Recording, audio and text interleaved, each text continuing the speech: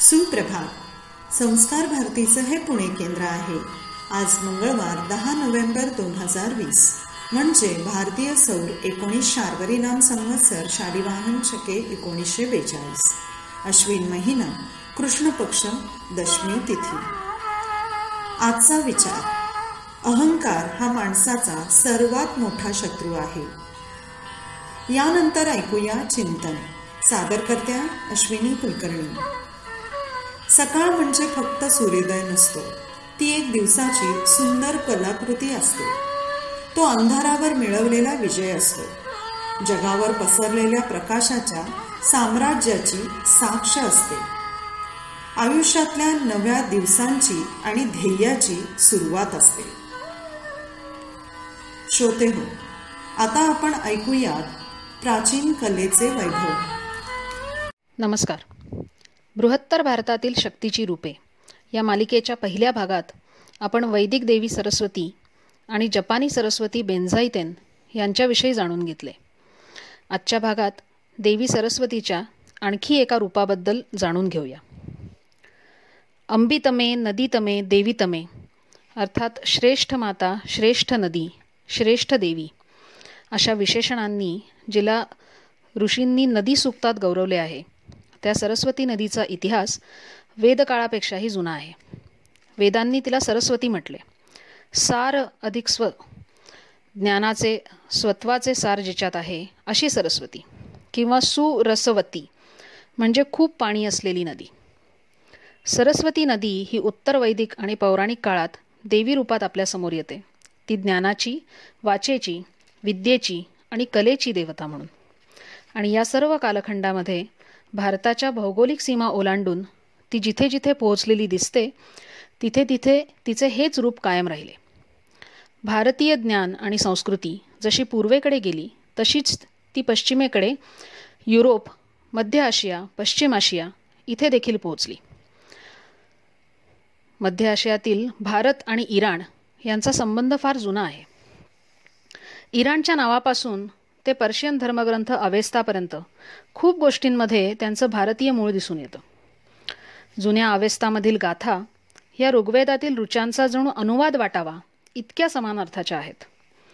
त्याचप्रमाणे अवेस्तामधील देवदेवतांचे वैदिक देवदेवतांशी खूप साम्य आहे. वैदिक सूर्यदेव मित्र अवेस्तामध्ये मिथ्रास या नावाने अवतरतो, तर वायुदेवाचे नाव अवेस्तामध्येही वायू असेच आहे. मृत्यूदेवता यम यास अवेस्तामध्ये यिमा अथवा यमा या नावाने ओळखले जाते. परंतु यांच्यापेक्षाही जास्त प्रसिद्ध आणि लोकप्रिय असलेल्या पर्शियन सरस्वतीबद्दल अर्थात आर्द्रावी सुरा किंवा अनाहिता या देवीबद्दल आजच्या भागात जाणून घेऊया. जुन्या अवेस्तातील आबन याश्त अर्थात आपसूक्त या जलसूक्तामध्ये आर्द्रावी सुरा अनाहितेचा उल्लेख येतो. ही नावाप्रमाणेच आर्द्र, पवित्र आणि अथांग म्हणजेच प्रचंड जलसाठा असलेली अशी वर्णिलेली आहे. हे वर्णन अगदी तंतोतंत वैदिक सरस्वतीचेच आहे. वैदिक सरस्वती ही इसवी सन पूर्व 1500 पर्यंत भारताच्या खूप मोठ्या भूभागाची, एका भव्य संस्कृतीची आणि तेथील लोकांची जीवनरेषा होती. तिच्या आश्रयाने विकसित झालेल्या या संस्कृतीने वेदांमध्ये तिचे वर्णन सर्व नद्यांची आई असे केले आहे. काही विद्वानांच्या मते जेव्हा सरस्वती नदी कोरडी पडत गेली, तेव्हा तिच्या काठावर राहणारी ही तिची प्रजा इतस्ततः स्थलांतरित झाली. यातील काही टोळ्यांनी उत्तरेकडे कुभा नदीच्या खोऱ्यामध्ये स्थलांतर केले आणि तिथे वस्ती केली. तिथे या संस्कृतीचा विकास देखील झाला, परंतु ते त्यांच्या मूळ संस्कृतीला आणि मूळ लोकमातेला विसरले नाहीत आणि कुभा नदीला त्यांनी पुन्हा एकदा नाव दिले सरस्वती. पुढे काही काळाने सरस्वती ह्या नावाचे रूप बदलत ते झाले हरहवती. मूळ वैदिक सरस्वतीप्रमाणेच पुढील काळात पर्शियन हरहवतीला देखील देवी, सर्वश्रेष्ठ नदी असेच मानले गेले. हर पर्वतावर उगम पावणाऱ्या या नदीला विश्वाचा मूळ जलस्रोतही मानले गेले. तिचे वर्णन सामर्थ्यशाली, प्रचंड जलसंपदेने युक्त असे केले जाऊ लागले आणि आर्द्रावी, सुरा ही तिची विशेषणे सार्थ बनली. पुढे तिच्या मूळ नावाचा लोप होऊन त्याऐवजी गूढ आणि अथांग या अर्थी अनाहिता हे नाव तिला दिले गेले आणि ती बनली आर्द्रावी सुरा अनाहिता. आबमयाश्त मध्ये तिचे वर्णन श्वेतवस्त्रधारिणी सुंदर स्त्रीच्या रूपात केले गेले आहे. तिचा रथ 4 घोडे ओढतात आणि त्यांना प्रत्येकी वारा, पाऊस, ढग आणि हिमरूपात कल्पिलेले आहे. ही 4ही नावे किंवा ह्या 4ही शक्ती अर्थातच पाण्याशी संबंधित आहेत, कारण अनाहिता ही नदीरूपी देवता आहे. या जलदेवतेचा विकास पुढे मातृदेवता म्हणूनही झालेला दिसतो. मूळ वैदिक सरस्वतीप्रमाणेच ती पिके आणि प्राणीमात्रांचे पालन आणि संवर्धन करते. पुरुष आणि स्त्रियांना नवी पिढी घडवण्यासाठी शक्ती देते आणि स्त्रियांमध्ये बालकांसाठी दूध प्रवाहित करते. पृथ्वीवर प्रवाहित होणाऱ्या प्रत्येक गोष्टीची ती अधिष्ठात्री आहे, असे जुन्या अवेस्तामधील संदर्भ सांगतात. तिचे वर्णन आहे